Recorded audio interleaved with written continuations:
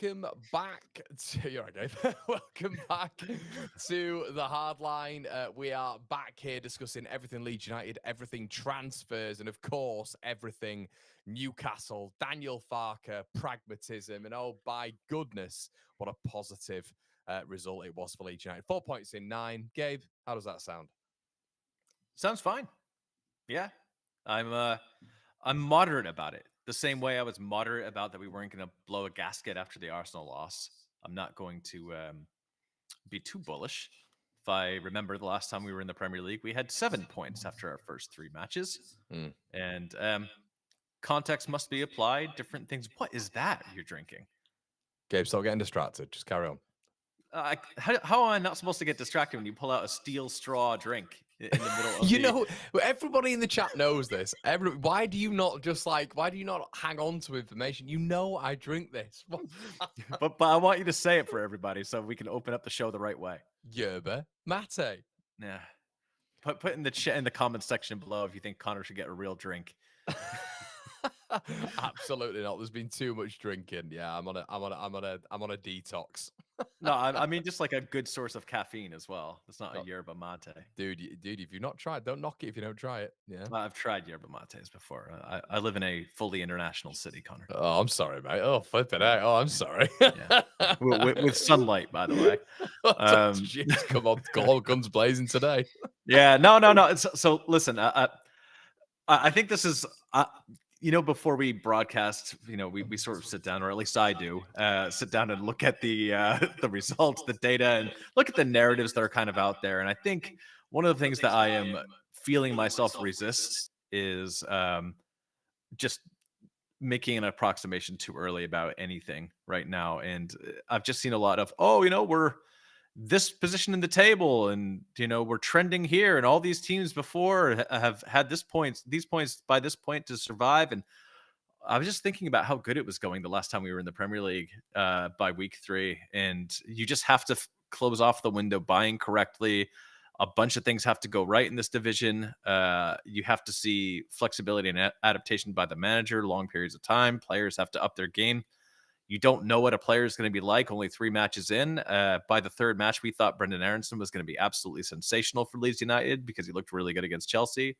So, it's just what I'm saying is I feel okay. And I think anybody should feel okay if we had a hard-fought victory against Everton, a depleted Everton side, but still a decent Everton side, smashed by Arsenal away, and then a 0-0 draw against a depleted side.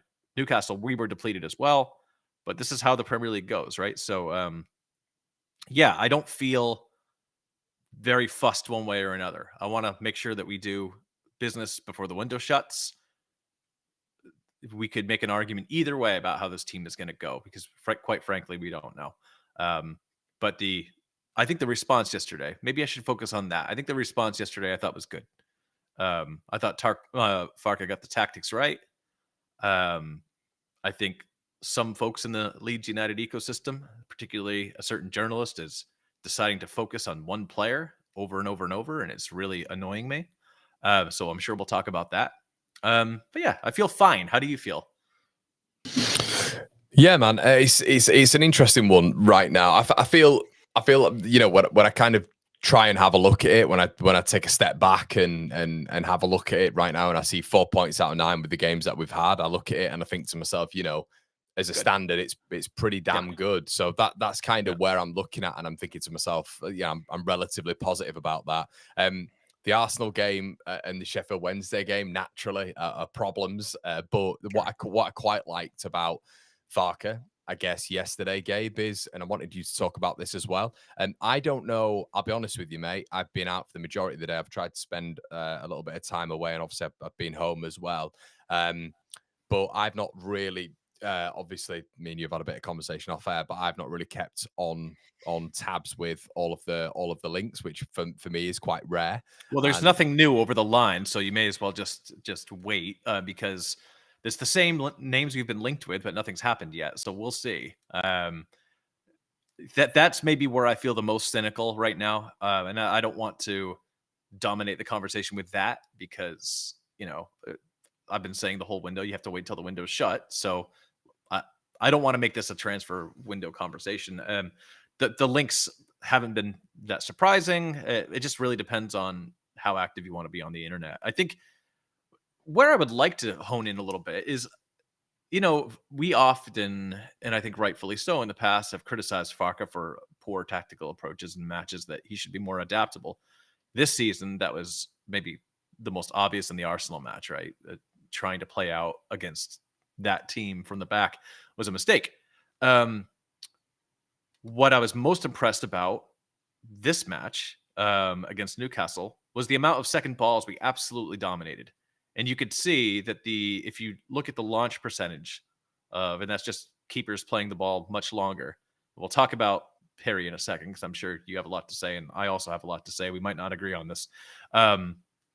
But when you look at how many he played versus how he was asked to play against Arsenal, and how the back four is asked to play against Arsenal, it's pretty obvious that the assignment for the midfielders, for Longstaff, for Gruev, and for Stock, was to win those second balls and progress up the pitch and win the physical battle in the midfield, which I think we did. And that's a good midfield we faced. And I thought that was a tactical switch that was very intelligent. I was afraid he wasn't going to do it when I saw Stroud playing. But he did. And so I was pleased. And I thought that was the right way to play against a Newcastle team that, even with their suspensions and, whatever the case may be, their absences, is very good in a high press against teams that want to play out against them. So, look, Newcastle are having problems of their own so far this season. That's obvious. But for me, the takeaway was, okay, we've wanted to see Farka be more pragmatic at times. We saw it against Newcastle, and I thought it was smart.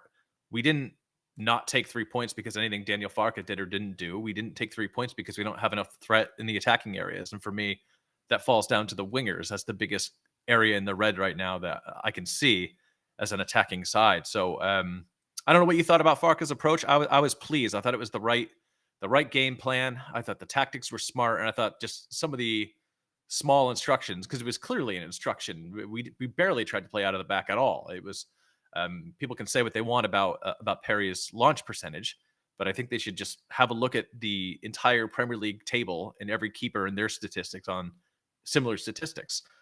Keepers are being asked to do more now than they've ever been asked to do. And the reality is that there are only 5 goalkeepers in this league that have a launch percentage and completion percentage better than 35%, right? So having a 26, 27, 28% puts you into a large category.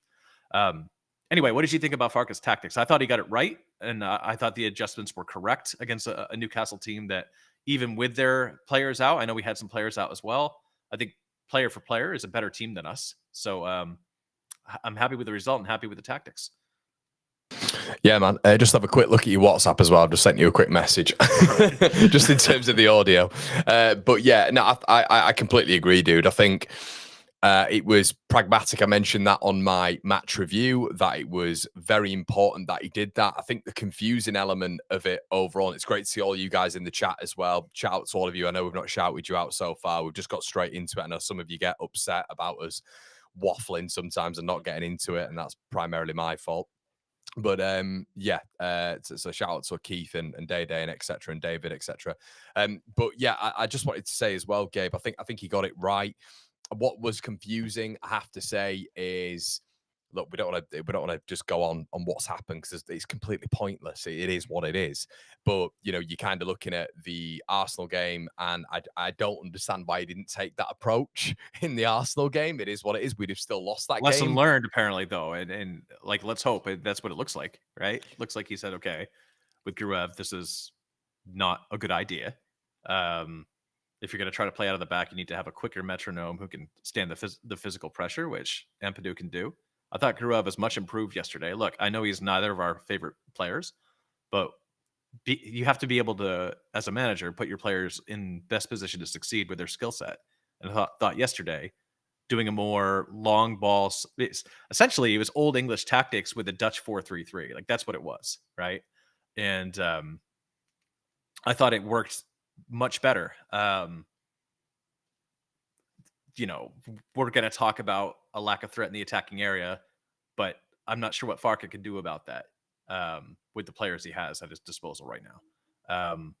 So I think we should probably talk about that, but we're in full agreement. I think he got it right. Would have been nice to see some level of pragmatism against Arsenal, but again, like it's a weird fixture, isn't it? Arsenal away, second match of the season.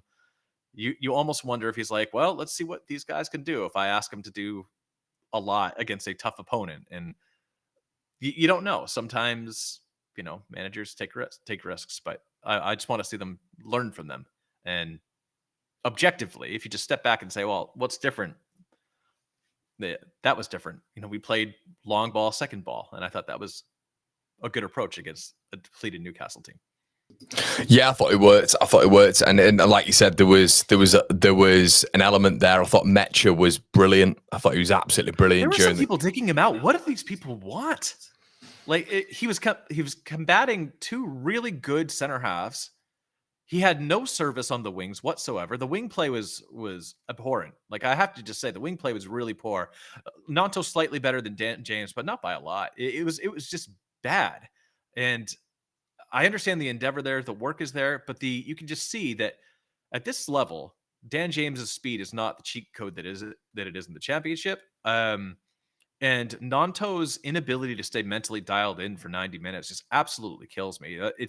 There's always like a 5 or 10% not quite firing on all cylinders with him. Either a pass is a little bit too loose, he's a little bit late, that he holds up his run. It drives me crazy. And Dan James, on the other hand, just doesn't have. I don't think he's a Premier League starter under any circumstance. So it's going to be very difficult on any forward who's being isolated against those two big, strong, and excellent center halves when you just don't have wingers that are able to provide any service whatsoever. And I thought Mecha had a very difficult task. And the fact that he managed to hold the ball up as effectively as he did was pretty surprising. Because think about this, Conor. I mean, and I'm sure we'll get into Perry, but you can't play the ball. You can't play like a long ball diagonal to any of those wingers. They're not going to even contest the ball in the air. So when you have the ball back and you're playing it out, and if you're being pressured, you can either go to the fullbacks, which isn't always a good idea against a high press. You can go straight up the gut, which you did a couple times to poor results. Or you could just play long to the forward. So Mecha was being asked over and over and over to just keep a ball playable. And I thought he did a good job. It's a really thankless task. But to see some people digging him out like on Twitter, I just didn't understand it for Mecha. I was like, I thought he did well. Yeah, he didn't score. There were a couple times he probably should have done better, but overall, a very combative and engaging performance, and much improved to what we saw. It's not really Pirlo's fault. It's not the kind of player he is, but I don't know what people wanted out of him in that match. Aside from a Haaland performance, which he's not Erling Haaland,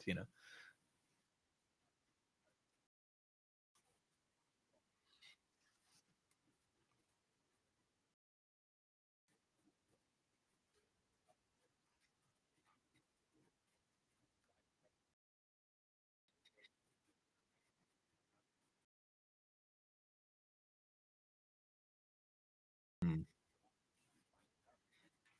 Yeah.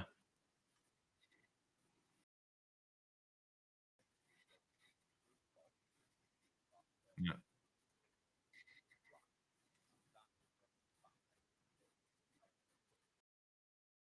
Mm.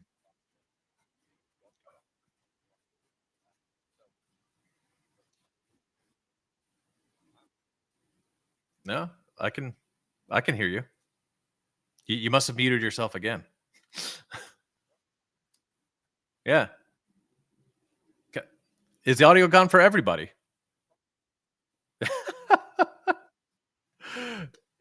We're looking at the chat right now, guys. Can you not hear anybody? Hang on. Oh my God, this platform.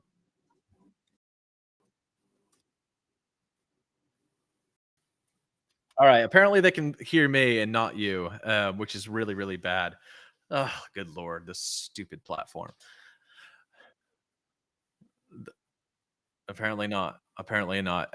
Okay. So while you're trying to work out your audio, let me just ask people in the chat what you thought of Mecha's performance. You know, give out of rating out of 10. What did you actually think? Because the reality is, I mean, it's not like you can't give him an 8, 9, or 10 out of 10. Obviously. Right. I'm gonna mute Gabe. I'm back. think I'm back. Am I back? Am I back? Right, Gabe, don't talk over me. I think I am back. I'm going to make that whole statement again. I am back. I apologize. So yeah, that was my fault. I'm trying to mute myself every time Gabe talks, just so you guys get the best audio output. But yeah, Gabe, just with what I was saying there, mate, when we were just going over it there, I thought that the beautiful thing about what he was doing was linking play. And we were just talking about the Arsenal there, the game as well there, Gabe. When we're going long to Peru, it wasn't working. It's not going to work with your Peru. And that's not Peru's fault, but it's the system. And he made that change. He adapted. He was pragmatic. And I'm happy with that. I know you wanted to talk a little bit about Lucas Perry. To be honest, I didn't really focus that much on Perry. I think it's probably quite prominent to touch on Perry, maybe Gruev you've mentioned as well, who I've had quite a lot of bite back for. I don't really know why, but okay, we'll talk about that. And Jack Harrison. So I'll let you take the lead, mate. It's because when we watch you on your watch alongs, what people don't understand about you is, well, and just fans in general, because it's not unique to you. There are like three types of fans when they're watching a match. There's happy clappers who just want to be behind. And I know that's kind of a derisive thing, but in the middle of the match, I understand it, right? Of just clapping and encouraging. Then there are folks that are quiet, contemplative folks. And then there are people that are miserable watching a football match and moan the entire time. Conor is one of those. He's just miserable watching a football match. So if you listen to him, it does sound like Gruev and Perry are getting dug out. However, you at least have the ability to, after the match, step back and be like, yeah, it's all right. But during the match, I can understand why people might think you're maybe sensationalizing their play a little bit. Listen, here's what I'm going to say. Perry came in. Farka said he's been carrying an injury that he's playing through. That's fine. I don't care about that either way. When I'm looking at, there are only 1, 2, 3, 4, 5 goalkeepers that have a completion percentage on long passes better than 33%. Perry's completing 23.5%. Vicario is worse than that. Trafford's only completing 20%. Dubravka is only completing 19.5%. Did you? And by the way, did you see what's the Aston Villa Unai Emery's interview about his goalkeeper? That goalkeeper that he loves so much, 16.7% completion on long balls. Verbruggen, same percentage, and Nick Pope, 11%. I watched the Arsenal Liverpool match today. I don't know if you caught that, but I watched one of the best goalkeepers in the world, Raya, who, by the way, in long balls is only completing 33% of them. He played a ball right up the gut to Liverpool today. Now, it was lucky that they didn't score.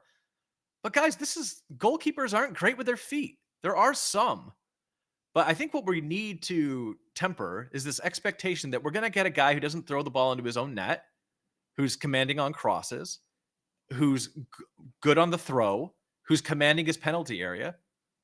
He's not going to play the ball with his feet like Allison, or there just aren't a lot of guys in the world that can do that. And goalkeepers are being asked to play outside of their skill sets all the time. And if you watch a lot of football, anytime it's a pressing league, and the Premier League is a pressing league, this is what you get. You get goalkeepers make mistakes all the time. So I'm not saying that you should be like, oh, Perry's a great goalkeeper with the ball at his feet. He's great at kicking.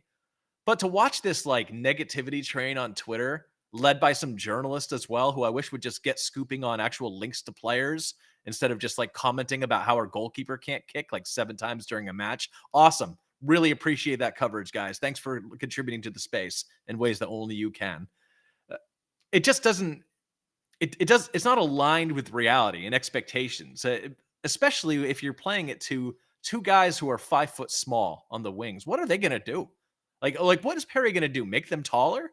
Make Dan James be able to go up there and win a ball? Otherwise, if you can't play the ball out to those guys, you have 3 avenues. Do you think like a pressing team like Newcastle isn't going to know? So I'm not saying you shouldn't criticize him. I'm not saying you shouldn't pretend that he's great with the ball at his feet, but it's getting excessive already. It's like, that's the thing we're going to talk about. And it's just stupid. I think it's stupid. You can say his distribution is awful, but compared to what? Because when I look at all the other keepers in the division, 5 of them are significantly better. 5 are significantly better. So I just think it's a nuts expectation. And I think we just need to chill out on this guy. Like, so far, from what I've seen, really tough match against Arsenal. Could have done better on a couple of those goals, but 2 clean sheets otherwise. Made a big save when he needed to. I think we just need to chill out, honestly. And it's crazy to me that this is the thing we're gonna do. We're gonna talk about. I heard people talking about that Meslier was a better option than Perry. Oh, should have gone back to Meslier. Sorry, in a league where we didn't get pressed at all last season, this guy still managed to. I'm not even gonna address it. But it makes me mad. It makes me mad because I was like, okay, what do we want? Like, what do you think is gonna work here? David Villa. We should have prime David Villa back. People are looking at Mecha and digging out his performance. Can you imagine if guys like Emil Heskey or Brian McBride played today? Like these guys who their job is to physically engage the 2 center halves, wear them out, and like hold the ball and engage the other players, and maybe they'll get 9 or 10 goals in a season. That they'd all people on X would call them garbage. Garbage. He's shite. Mecha's shite. I'm just saying people say we're the negative ones. Anyway, it's triggered me a little bit. I'm angry about it. I just don't understand it. I don't understand it. It's 0-0 against Newcastle. All people could talk about, including journalists, was how our goalkeeper can't kick the ball. Great. Awesome. Super. Done. Are you muted again? If you're No, muted I'm fine. I'm yes, fine. You are. I can't hear you at all. Oh, you can't. For God's sake. You can't You know hear what me. also makes me mad? You know what really grinds my gears? Bad technology. Oh, my God. I think you're fine. I can't hear you. You can't hear me? Guys, can you hear Conor? You can't hear me. Hold on. Conor in the comments. Guys, you're just going to have to bear with us. Bear with us. This is horrific. And now there's an echo. Conor, we have to get off this platform. We have to get off this platform. This is atrocious. Hello. Saying you're so much louder than me. I can't hear you at all. There's an echo with Gabe again. Guys, can you not hear me? Gabe, you can't hear me here? Can't hear me here? Can't hear me here? Can't hear me here? Can't hear me here? Echo on Gabe's end. I'll log back in. I'll log back in and see if that fixes it. Unbelievable. And stop digging out Mecha just while I'm here. Stop digging out Mecha, people, and stop digging out Perry. It's ridiculous.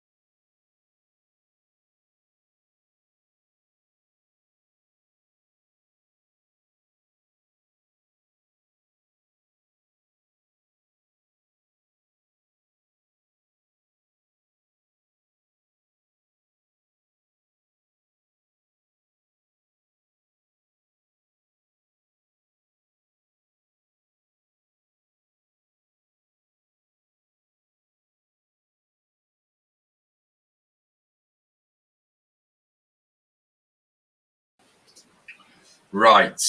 Gabe should be back. Are we all good? Let us know in the chat. We should be okay now. Let us know.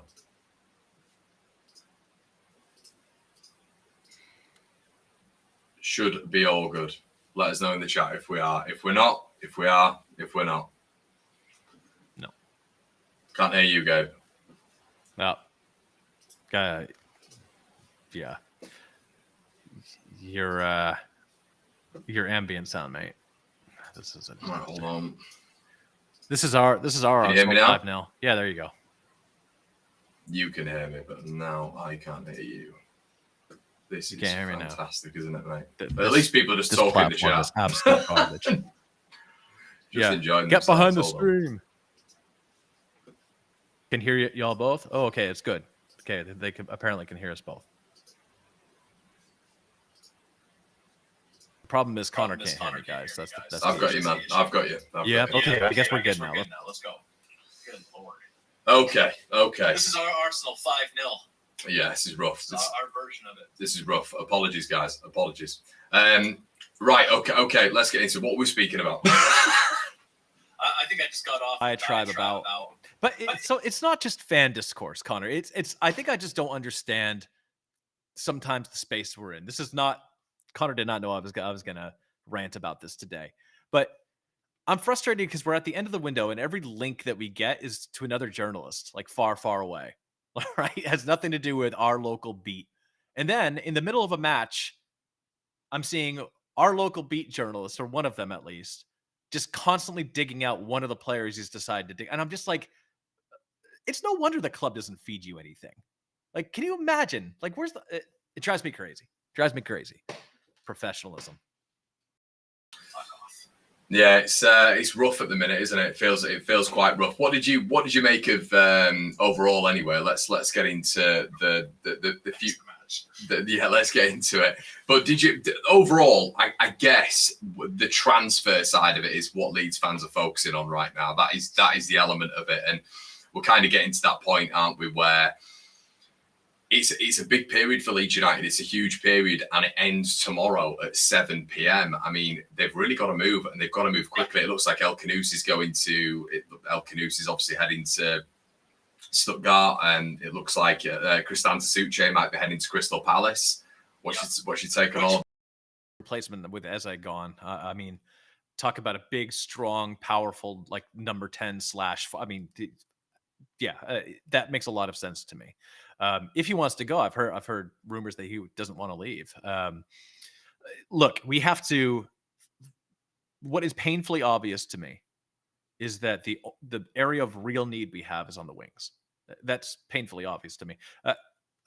Here's what's working: the fullback play was excellent, and it has been really good so far, even against Arsenal, where we're getting absolutely beaten up. I thought the fullbacks were the only players that you couldn't accuse of having shockers. So Goodmanson, Bogle, I thought both were superb against Newcastle. And to be honest, anything that I thought we were going to generate attacking wise came through them with just runs. So Nanto and James aren't on it. I see the value of keeping Harrison for a substitution.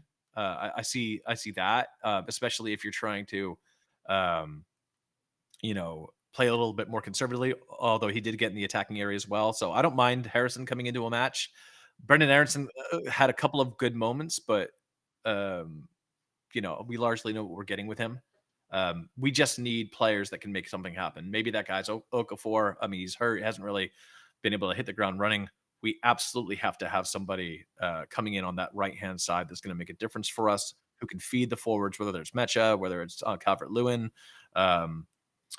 And then also, I think the area that we need addressing is set piece play. We cannot have Anton Stack taking corners and set pieces. We have to have somebody that can whip in a good delivery. Maybe the fullbacks can't do it. I'm not sure what the case is, but that has to improve. Because as good as we have been defensively and in the midfield at times, I mean, again, let's keep the Arsenal match out of it because that's a bad example. We are third bottom in terms of non-penalty goals minus expected goals, right? So what we're actually producing versus what's expected. We're third bottom. I know it's an early sample.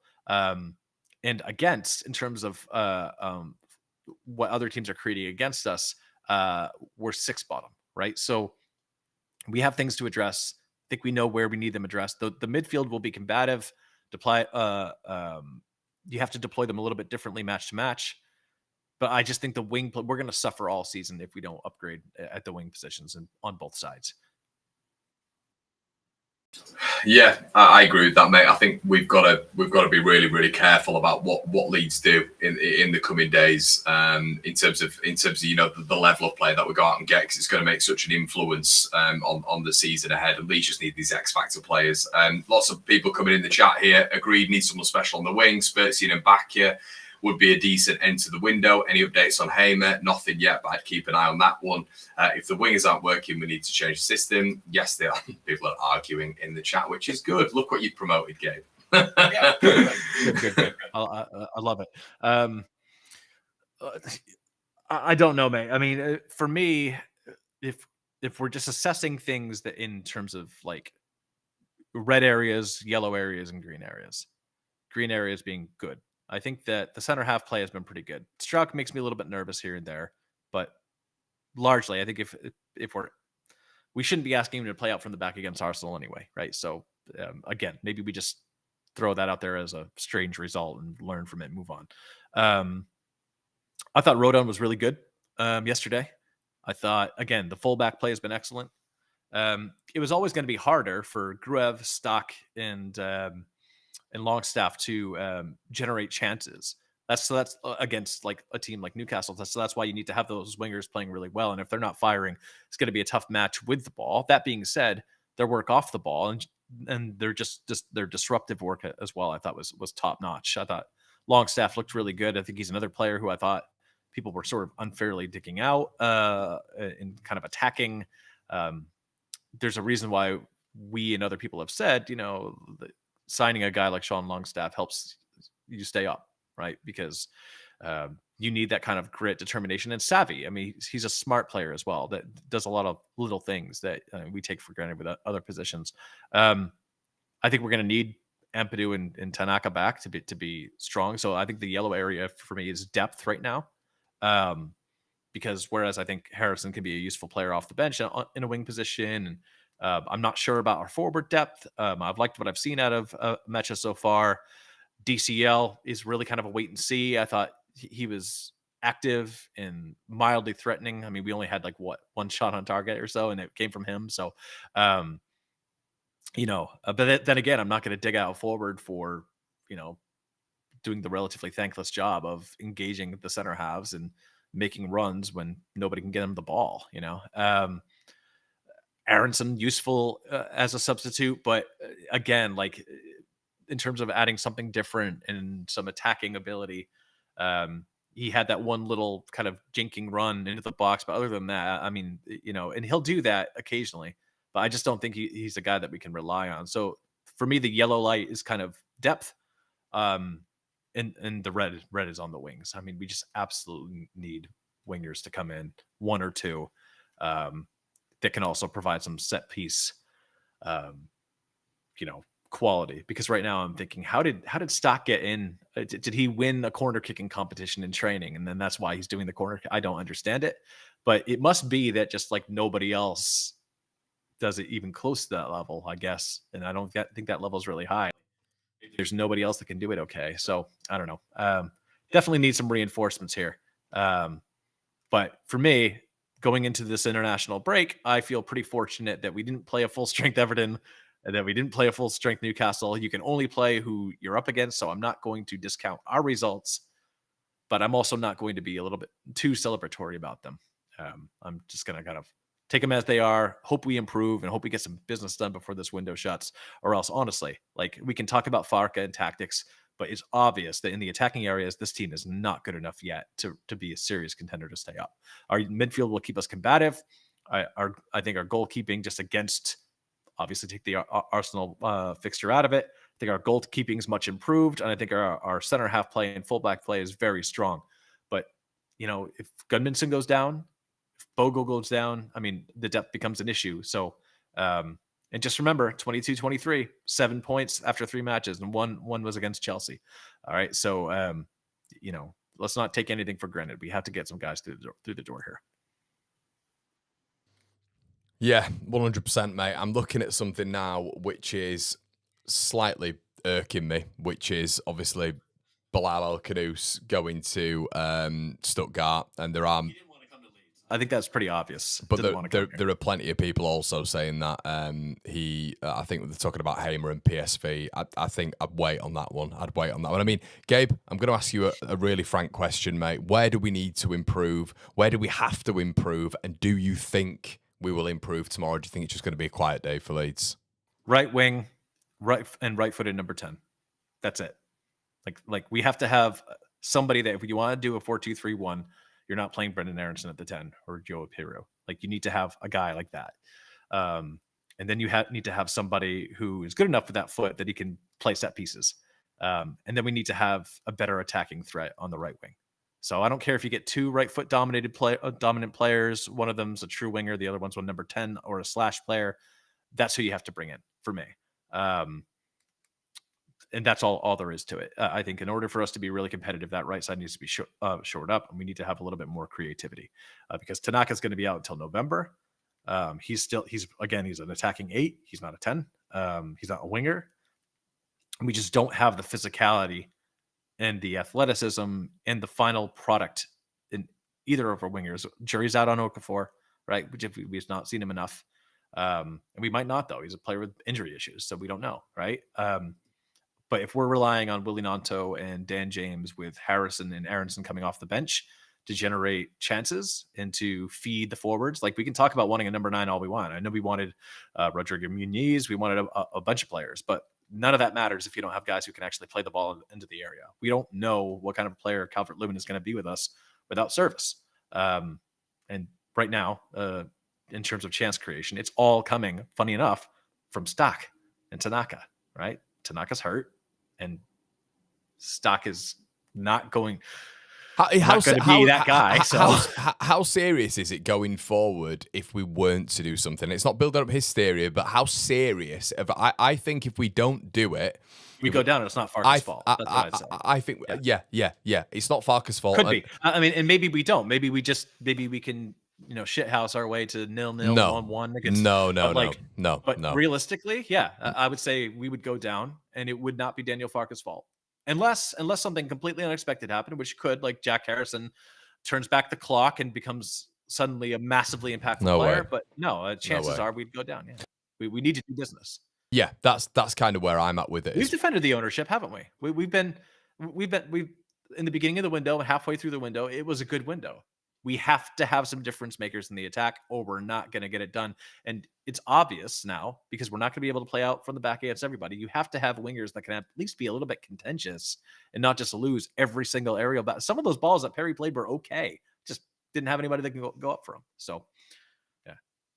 I think as well, like I know you retweeted what I'd said as well. They need to get, and this is really important. And Josh, cheers for your donation, mate. Agreed, a right winger. Still think we're going to struggle for goals with our current strikers. I agree with that. I think you've just got to facilitate. You've got to facilitate. Chris Allen saying Ben Jacobs confirms Uche to Palace.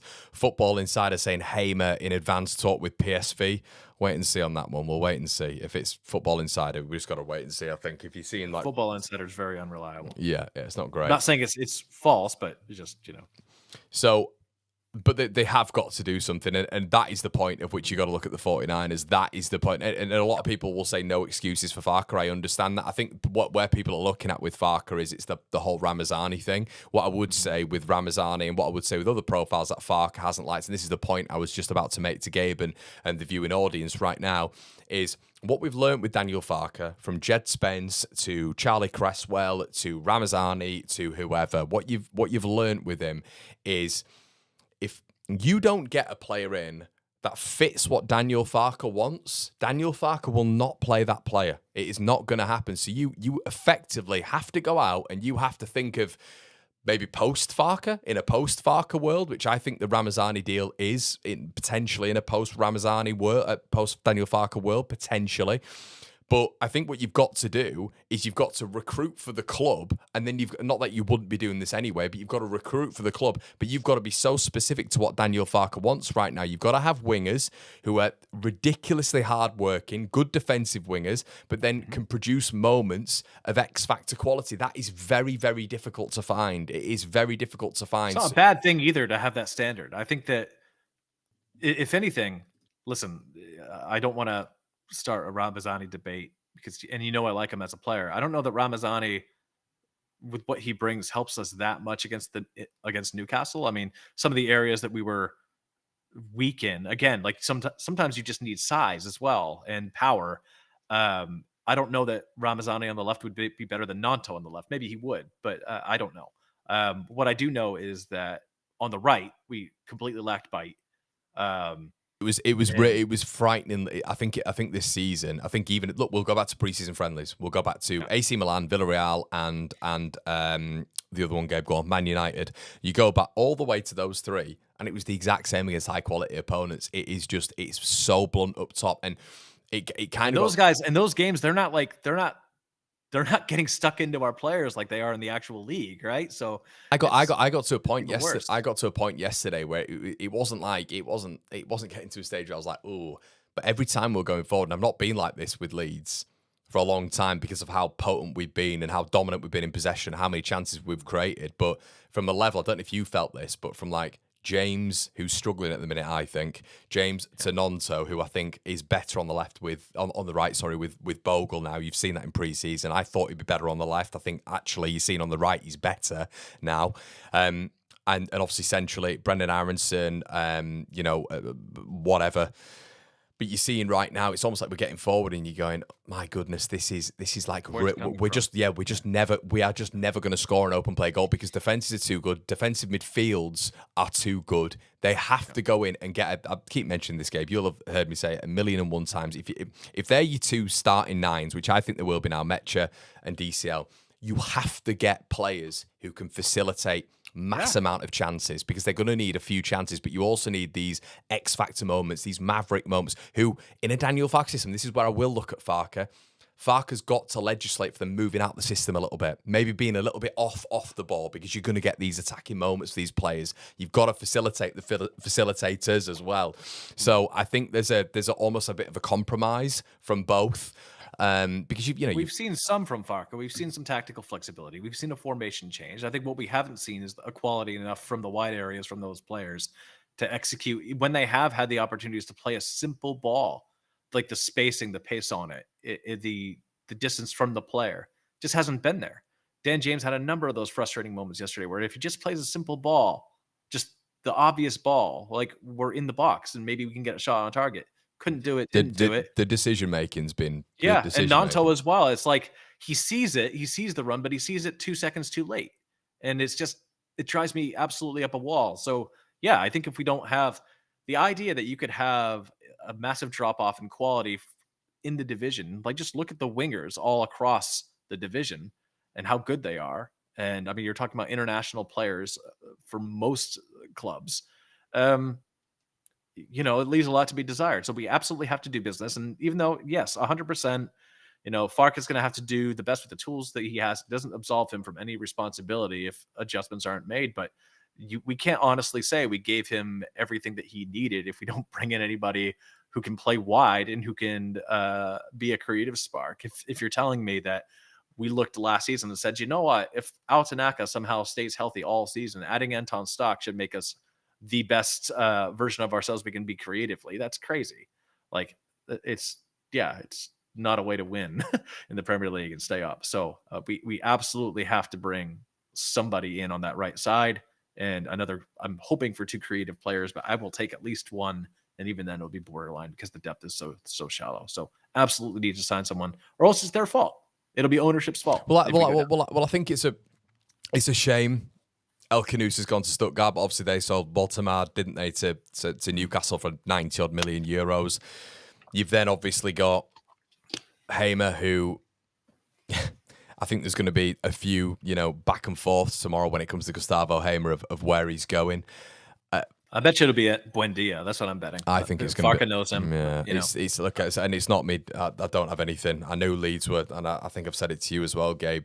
I was told by 3 or 4 very good sources, Leeds were 95% of the way there. Every deal was corroborated in the same way, same structure, and then the reporters literally put out word verbatim the deal that I'd been told and others had been told. So there's no coincidence in it whatsoever. But it's, Gabe, we know, don't we, mate, that Buonanotte was pretty much done. It was pretty much done. And then right at the end, Chelsea come and get him. So also, can you understand that? Like, why if you're Buonanotte, why do you want to go to Chelsea on loan? You're not going to play. They got I don't get Enciso. it. Enciso's another one. They went and got Enciso as well. It's bizarre.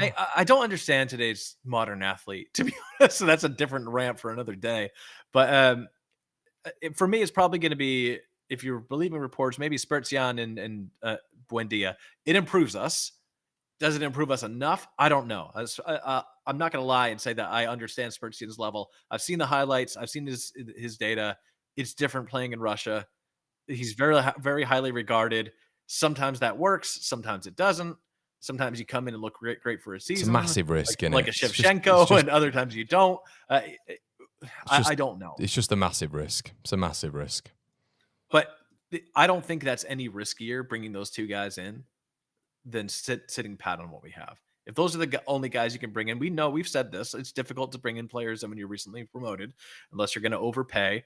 It's pretty obvious that El Canus has had his fill of relegation threatened teams and doesn't want to do that again.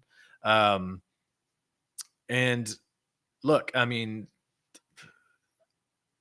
we have to improve, right? So there's going to be some risk, but we cannot be going into, how many chances have we generated from open play? Very few. We haven't scored a single goal from open play in the Premier League yet. It's been 3 games, right? So that's a concern. Well, apparently, I don't necessarily think that's Sparks' fault. Well, apparently, Barron said, as reported by the Athletics, Barron, I've not seen this today, but Leeds are now eyeing a late move to sign Eduard Spurzian from Krasnodar.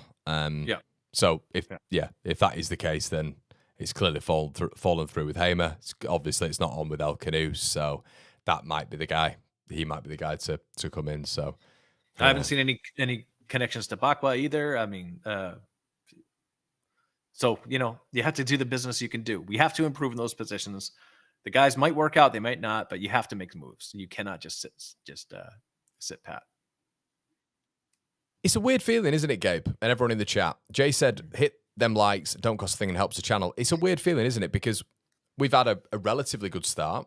Look, with a blunt attack and with issues in midfield. We've spoke about Newcastle, and we've done a really good job there. Done a good job against Everton. They've won 2 out of 3 now as well and look very good.